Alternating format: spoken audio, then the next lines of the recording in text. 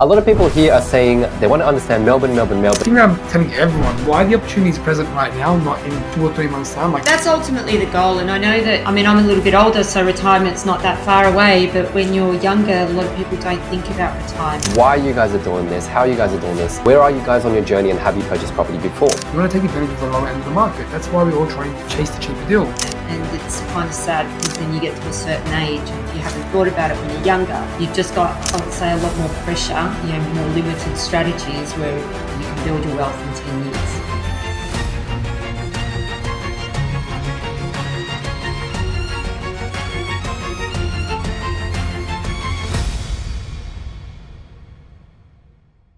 Lara is our Melbourne expert. She's our on-the-ground expert. She knows everything inside and out of Melbourne. There is about 6 or 8 months ago now, or even longer, I wanted to know a bit more about the Melbourne market. One of my mentors advised me that Lara is the way to go. So I spoke to Lara, and within 2 or 3 hours, I reckon I knew Melbourne better than my own backyard. So kudos to you, Lara. No, that's great. And now you've come down for a recent visit as well. So you probably haven't been in your backyard for a while, I'd say. So you probably do know Melbourne better than your backyard.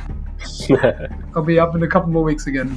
Thank you, Lara. Can't wait. You're welcome. And look, I'll introduce Luke. Just so you know, before I do any of that, me and Luke have a combined portfolio of around 11 mil. We have over 2 decades of industry experience, and our team behind us are 55 plus staff and counting. Luke is our head of research. He's our research guru. He knows everything in terms of number and analytics, but there's one important thing that I like about Luke. Well, there's a lot of things I like, but the one important thing, a lot of our clients give us the same feedback. He makes all the numbers and data and all those big research reports simple. He breaks it down and relates it back to what we want to see, hear, and understand. So he just makes it so super simple that anyone reading it will understand why he's doing these reports. So thank you, Luke, and that's all your hard work. Finally, appreciate it, Daniel. Very kind words. Well, I'll even introduce Daniel now that we are here. Daniel, personally, at this stage, you're my mentor. You're the one guiding me through most of my decisions as well, right? And I'm the head of research here. But the thing that I do appreciate about him is he comes from finance and purely finance. He's one of those guys that really dives into the numbers, not just from a property standpoint, but from a financial standpoint. Understanding borrowing, understanding all of these risk factors that most, agents and these other people that you speak to, especially in this industry, they don't really care for, right? So that is something I really do care and appreciate about Daniel. And really, that's how our relationship started. And that's probably what we align ourselves with most. But on top of all of that, he's an expert in negotiating with developers and with other external agents also to actually find those best deals once I finish up my research. So together, it's a nice 1-2 punch. And Lara is our resident expert when it comes to all things Melbourne anyways. So today, hopefully you'll learn a lot from us. We've got an audience that is really engaged clearly from the comment section. And I really want to drive that home today and make it fun. It will be fun. It will definitely be fun.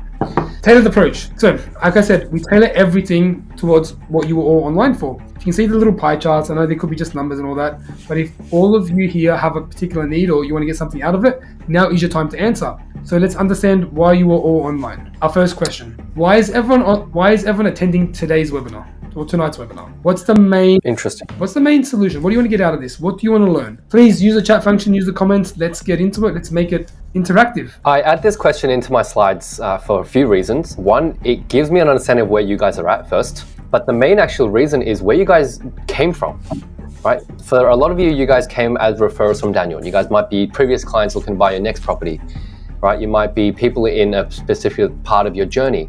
You might even just watch the YouTube video that Daniel and I created and join from there. So depending on where you come from, you actually got a different experience of even being here tonight. And I want to know why you guys are attending and even how you guys even got here. So let's put that question to the audience and see what comes back. We have Alfred saying, learn about Melbourne's market. Caroline saying, identifying the best value suburbs in Melbourne. Fantastic. Now, Daniel, I guess 10 years ago, we went to our own set of webinars and, well, before then it wasn't even webinars, it was in-person events.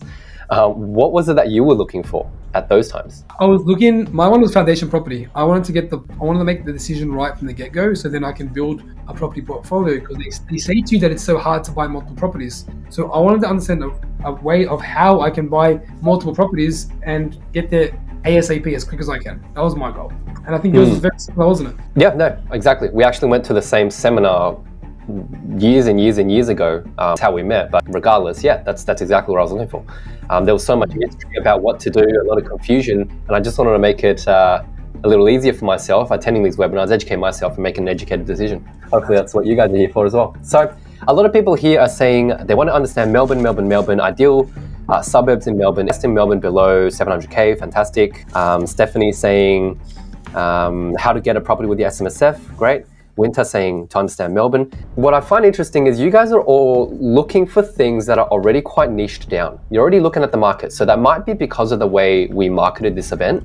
But what's important to understand is you really have to take a step back a bit. It's more why you guys are doing this, how you guys are doing this, and just take a step back because I'm noticing everyone's quite niche down. I think it's because of our marketing. Anyway, question 2, have you bought property before? Is this your first time watching any educational event? Do you have an owner occupied? Have you invested already? Are you looking to invest? Is this your first step? Right? Do you have a borrowing capacity already done and you just want someone to trust?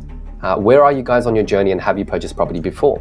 Clyde is saying no. A pretty good answer came in. A question, sorry. What did they say? The internet is out of date and somewhat overwhelming, looking to get update data from real humans. We were talking about that the other day. All this research and all this rubbish online. Oh well, you can just go down a rabbit hole with it all, and then you sort of all of a sudden you're following someone and you're believing what they say, and then you probably don't even think of doing the research and whether that person actually has any qualifications to do that. You know that field very well, Lara. Yes. There's not buyers agents and all them. Can you sense a bit of frustration in my voice? So let's see what the audience says. Lorna says yes. Gabrielle saying no. Catherine, yes, I've got 2 investment properties. Congratulations. Not necessarily in Melbourne, but yes, marketing to Melbourne specific, great.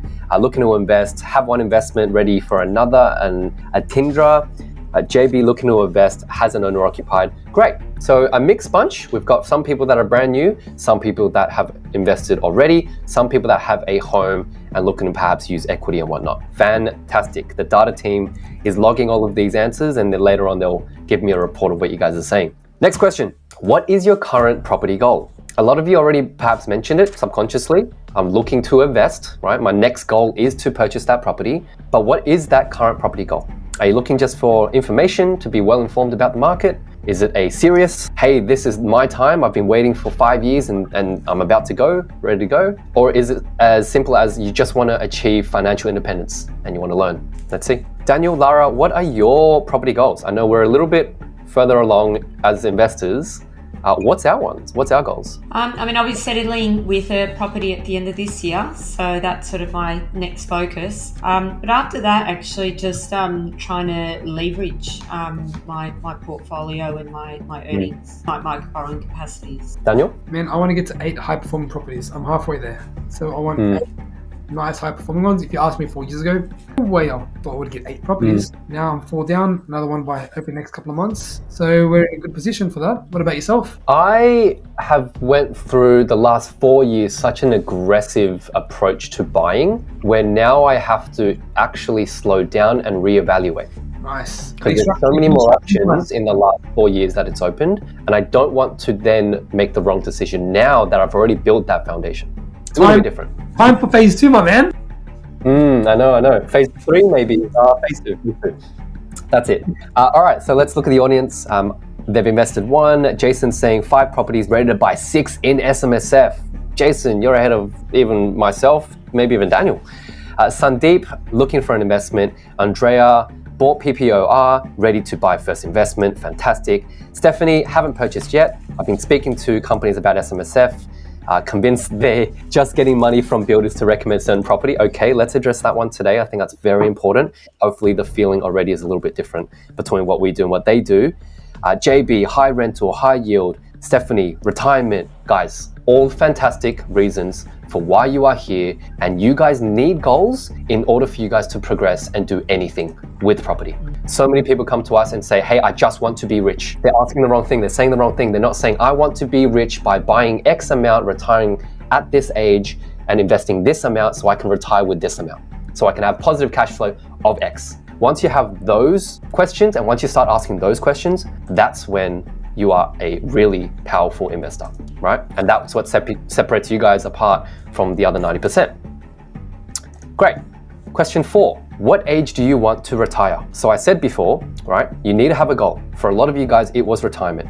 But in a general statement, it might not be retirement in the sense of I don't want to work anymore. In my sense of retirement, what that means is I want the option to work. I love working. I love educating. I love making videos. I love hopping on these sessions. I love working with Daniel and being informed by Lara.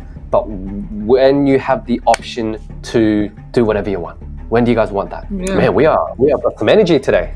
I've got some energy. I'm very curious to see if people believe that they can retire before a certain age. It's good to see some of the answers on here. There you go, they're coming in. See, I don't want to work. I mean, that's ultimately the goal, and I know that. I'm a little bit older, so retirement's not that far away. But when you're younger, a lot of people don't think about retirement, and it's kind of sad because then you get to a certain age, and if you haven't thought about it when you're younger, you've just got, I would say, a lot more pressure and more limited strategies where you can build your wealth in 10 years. It's a lot easier to do that when you've got 30 years in front of you. I can already tell just based on these answers, without even the data team looking at this, is we've got a pretty mature audience. Sometimes I ask this question and they have the answers like, I want to retire in 2 years and I've got no assets. I want to retire by 35. I'm currently 30. I want to be a billionaire. Like, it seems like you guys are actually quite reasonable, quite thought out. You guys already started your journey. We've got a bit more of a mature audience tonight. Just what I've observed, Daniel. I'm not sure if you're getting the same vibe. I am. Definitely am. Question 5, do you know how much you can afford? So for those people that have purchased property, looking for their second, do you know how much that second property should be? Do you know how much you can afford? Do you have a borrowing capacity already done? Are you working with a broker right now? Do you have a rough idea? Do you have an exact idea? I want to see some number and price brackets in the comment chats now. This will be really important for later on as well. I want you guys to all pay attention to the chat and also contribute to the chat. Not just yes or no, I want ranges. If you guys know, I want to know how much. If you guys are saying, no, I don't know, then you guys really need to pay attention for the whole rest of the webinar. Prem is saying under 700. Caroline is saying 800K. Bajinda is saying 700K. Stephanie is saying, yes, I can purchase for 560K. Ahmed is saying 600K. Andrea is saying borrowing 600 to 700K. Ravinder Singh is doing 700K. Guys saying 750K. Guys, this is the first time I've asked this question in this way. The reason why I'm actually excited is I want to address how important this moment is. So take a mental note of what you're seeing in the comment section below. These are everyday people with mortgages that are just like yourselves in the chat today, and these are the answers. All right, remember this moment. At the end of the Q&A section, just for now, I want to go through tonight's agenda before we really get going. All right. In the next 90 minutes, I want to show you a little bit of news about the RBA, the Reserve Bank of Australia. They've reduced their rates. I want to show you guys watching today what that means, because it's coming to end of financial year. It's important to understand A, what's happening at tax time, and B, what's happening with the government. So we want to know both of those things. I then want to talk about why $550,000 to $700,000 is key for 2025 and 2026. I've asked the question already. You guys have given me responses about what you guys can afford, and I think you guys can start to put those two links together. All right. We'll then talk about why Melbourne is our number one pick, recession-proof properties that we see potential in, Q&A time with all of the panelists here, and we can have some really good fun now that we have a huge audience tonight. But the best thing of all is the end of financial year offer that we want to provide for you guys tonight, and only tonight. This is the last webinar, the only webinar before end of financial year. So we have prepared something. I've changed the slides entirely tonight in order to cater for that offer. So stay tuned to the end, okay? Okay, RBA reduced rates. Finally, we've waited 4 years, Daniel, for it to be under 4%, and it has just breached under 4%. It's dropped 0.25 basically last month, but for a lot of you guys, you may not know what this actually means. So today, I want to showcase what that means for you. In general sense, when RBA drop their rates, people can borrow more money, okay? Holding costs are reduced. So if you have property, holding those properties are cheaper. So for Daniel, Lara, myself, we're kind of cheering, and I'll show you how much we're actually saving, right? Properties become more positively geared, and because of all of these things, more people enter the market, there's more buyer activity, there's more higher sentiment, and it actually ends up driving the prices up, which is a good and bad thing, depending on who you are. So how much can you borrow because of one rate drop? So interest rates drop from 6% to 5.75. If you're earning $150,000, you can borrow an extra $20,000. Now, Daniel, this is one rate drop. people may not think that all of this extra borrowing is a good thing, right? But what is your take on this extra money that's being put out in the marketplace? Yeah, it's simple. Rates keep dropping, you can borrow more. It's as simple as that, but it's also creating consumer confidence. With one rate drop that we had early in the year, you saw people entering the market again. Now, if the second rate drop that happened last month, all of a sudden now more and more people are engaging in the market. And look at you all online today. What it's going to do right now, it's going to allow, one, yes, consumer confidence, but two, it's going to allow banks to lend more, which will allow you to buy a property at a higher price. However, with more rate cuts that happen, more rate drops that happen, vendors, land developers, everyone out there are going to start slowly increasing prices because people have more money all of a sudden. So there's pros and cons to this, which is what we'll go through very, very shortly. Sorry, Daniel, I'm lagging a little bit. It's simple as that. Don't look at it any other way. It's straight cash savings. If you have property right now, you're probably cheering. The more property you have, we had investors selling property 3 years ago, even early in the year, because they just couldn't afford to hold the property anymore. Now we're starting to slowly see people with confidence all over again. Well, I'll leave it to you, Luke. But obviously, it's just to reactivate the market and the activity in the market. I mean, it was obviously increased to actually try and reduce inflation. Once inflation's under control, then they'll, as they promised, they'll start reducing the rates. Obviously GFC, everyone stopped, especially the first 6 months after the crash. Everything stopped. People weren't buying property. Everyone was waiting to see what would happen. Melbourne properties prices, and when I say everyone, the majority, there were obviously some sales, but Melbourne property prices came back 10%. Sydney property prices as well came back about 10% or a little bit more, and it probably took about 6 months then for it to recover for Melbourne, and Sydney probably took about another year for it to recover to be the same prices as it's a pre-high. And the Gold Coast actually just before COVID recovered from that crash in terms of prices. I would love to know if the audience can kind of pinpoint it. It happened very recently. It's crazy to know that between all this happening, the opportunity that's presented right now may not happen again for a long time. But it goes to show also that you look back, you see what history does, and if you think we're in a environment now that is very uncertain, this helps show us that actually we've got some certainty because it's happened before. We've experienced it before. The price points, look, the investment price points, they're important. 550 to 700k is where you want to kind of aim at. The thing that I'm telling everyone, why the opportunity is present right now, not in 2 or 3 months' time. Like, it was present yesterday. If you look at, interest rates are going to drop to 3%, and when they do drop, everyone's borrowing capacity is going to be at that 650 price point, if not even more. What they're going to do, they're going to snap up all those lower end property prices, and at the end of the day, when you're investing in property, you want to take advantage of the lower end of the market. That's why we all try and chase the cheaper deal. And investing in 550 to 700k in those key pocket areas that are growing or are going to skyrocket in the near future, it's so important because they increase so rapidly in comparison to those higher end properties that take so much longer to grow, because to get to that point where they are at that median $1 million area, a lot needs to happen. More infrastructure needs to happen, more properties need to happen. So at 550 to 700k, you're buying at the investment at the right price, population's there, infrastructure's there, and a lot of opportunities are present for the price to even increase rapidly. If you accompany that with the borrowing that's dropping, the rates that are dropping, all of a sudden prices are going to start increasing just naturally. They can't. And people trying to find a cheaper builder, cheaper this, cheaper that. But in reality, why do you think construction is struggling? Why do you think more and more companies shutting down on a monthly basis? It's so hard to build properties these days, and it's so pricey nowadays. So you just got to understand where those opportunities lie, and something that we all need to take advantage of. If local builders are finding it harder to build, it's been pricier, we're complaining about the price, we're just making the economy harder for all of us. Also, if I can say, in Victoria, there was a new building code. So now the properties have to be 7 stars. So that in itself has created extra costs for construction. And it's also the builders needing to buy a builder's guarantee just to sort of protect themselves. It will protect the client if the builder goes bust. So, that's a $3,500 extra cost. So, yeah. Yeah, it's always been the same. The last 3.5 years has been the same. 2 states that have been overtaking each other. One's good, fantastic. People are looking at them. Now it's becoming to that point now where it's getting a bit pricey.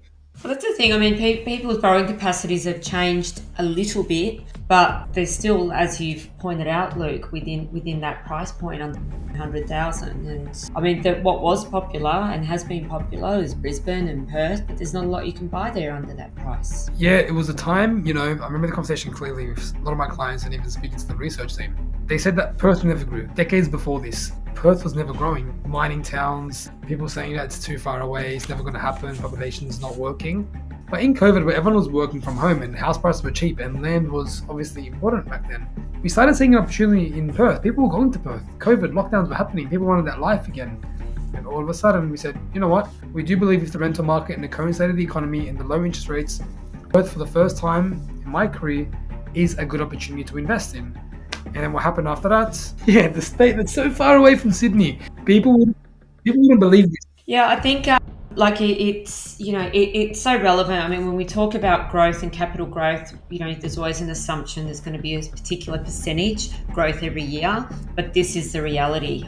And I think for everyone out there, this is going to lead on to obviously our recent history and experiences with Melbourne too. So it doesn't take long before it starts to grow, and then it's too late, or if it's at an all-time high. I think it's simple. Yeah, absolutely, and it's quickly creeping up. So probably when we were looking into this maybe about 6 months ago, the possibility of finding things even in that 5 to 550 range was kind of possible, whereas now that's all capping out. So we're sort of looking at 550, 600,000, outside of that 20k ring plus. For these kind of suburbs, you've got to look at the north side, such as Narang Bar, Nico Hill. Southeast side, you're looking at Ipswich or even Red Bank. Now they're both creeping up to that $1 million range. And look, we're getting a lot of questions from Instagram as well. Look, I'm getting questions while we're going. It's so important and crucial to understand how habits and trends affect certain markets, because at the end of the day, people want to learn about the market, but you need to understand what happens behind the scenes. It's not as easy as saying that suburb's going to grow. Why is it going to grow? And this graph here shows you why certain suburbs and why Melbourne potentially will increase rapidly. It was actually one of the toughest slogs, trying to get clients information and get their mindsets right about these areas, because at the end of the day, they're supposedly further away from the CBD in areas that are far away, makes it not desirable. However, due to the government infrastructure plans, new jobs, and the long-term growth of these suburbs and regions, and in less than 5 or 10 years, it just went crazy. It absolutely went crazy. And these were the affordable suburbs, by the way. These were the affordable suburbs back then. Mm-hmm. Yeah, look, it's due to the fact that Sydney was getting popular. Businesses were building everywhere. People were moving out a bit. And being 35, 45 minutes away from the CBD, people were saying, well, it's a bit too far, In 2005, yeah, maybe it was a bit too far. In 2015, people were still complaining, but the opportunity that lied back then with businesses and local people building cafes, building large plumbing companies, electricians, everything was building around those areas. So we saw the opportunity that was going to happen there. My property, similar to that timeline, was around that 645 price point, and all of a sudden just went up to 1.3, 1.4 million in a heartbeat. I never thought these areas would grow that quickly. You had to experience it, and now if you ask anyone, even in different parts of Sydney, I had friends who lived in the north side of the Harbour Bridge, and they bought in the southwest side, and all of a sudden it just went absolutely crazy because Melbourne's so big, yeah. And as we saw a comment before, that there's so much land in Melbourne. Melbourne's going to have land forever, but you got to take into consideration the pockets that are closer to the CBD, close to the infrastructure, where the hustle and bustle is. Less land is going to be available there, and I'm gonna say probably by the end of the year, there's going to be hardly any more of those nice opportunities left closer to the CBD. So right now, the last 12 months, I've been saying it for a while now, there's been opportunities in Melbourne that exist that you can make some money off, and now for the next, I guess, 1 to 2 months, you can still get those opportunities. But this time next year, these opportunities won't lie anymore. Like the land, yes, it's still going to be available. Regional is always going to have building their homes, but you're not 45 minutes away from the CBD. You don't have infrastructure. You don't have growing pockets. You don't have economies, population growth. These are things that are important. That's what that means by land will also run out. Same thing happened to Sydney. They never thought that now in the southwest side, they're having 200 square meter townhouses starting from 1.2, 1.3 mil. That's the average. And that's what's going to happen, a carbon copy to Melbourne in these suburbs. And before you know it, you'll either have to go out an hour and a half out or go for those smaller homes in short distance, which is going to cost you almost over $1 million. As simple as that. I like it, man. It looks, even when I go around in Sydney, even further out in Southwest, you got the new Badger's Creek Oran Park area. They looked like that back in the day as well, and all of a sudden they just skyrocketed. You know what's crazy about that? When I went out there 2 weeks ago, so obviously I made sure I went out to all the shopping centers, all the land that's available, what's happening, infrastructure. They're building so many shopping centers, like actual large shopping centers, like all around the north side of the area. There's even this massive. It's gonna be the second biggest shopping center in Melbourne, they reckon.